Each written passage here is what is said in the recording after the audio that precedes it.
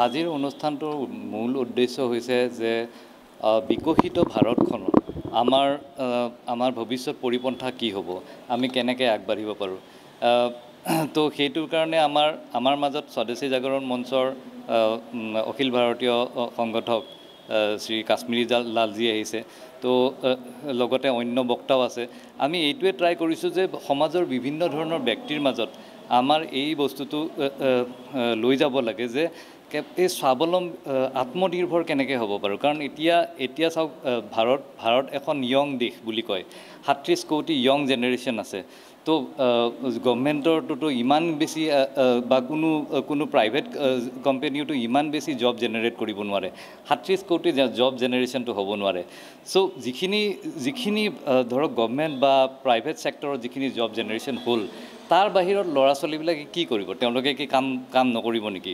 তো এইটোৰ ক্ষেত্ৰত আমাৰ প্ৰথম এইটোৱে কথা যে আমি আজিৰ পৰা আগতে মানে 100 বছৰ আগতে 200-300 বছৰ আগতে ভাৰতখন কিন্তু এনেকুৱা নাছিলে যে আমাৰ সকলোৱে এমপ্লয়ড আছিলে।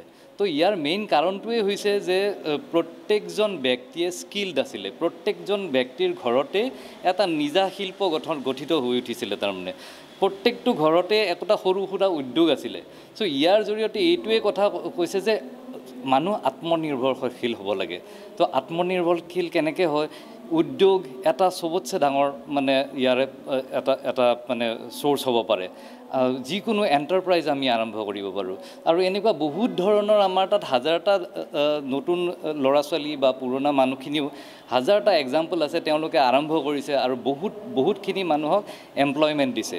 এতিয়া ঘটনাটো হৈছে কি, আজি আমাৰ ভাৰতখনত আমাৰ প্ৰাইম মিনিষ্টাৰ মোদী ডাঙৰীয়াই এইটো কথা কৈছে যে 2047 এই সময়টো আগত ৰাখি আমি কেনেকৈ আগবাঢ়িম। তাৰমানে তো এতিয়া সেই সময়টোত আমি ধৰি লৈছোঁ ভাৰত বিকশিত হ'ব।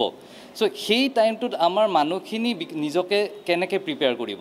আজি ফৰ এক্সাম্পল আমাৰ ইয়াতে অসমত আমি সকলোৱে জানো 27,000 crores এটা ইনভেষ্টমেণ্ট হৈ আছে টাটা গ্ৰুপৰ ফালৰ পৰা ছেমি কণ্ডাক্টৰ।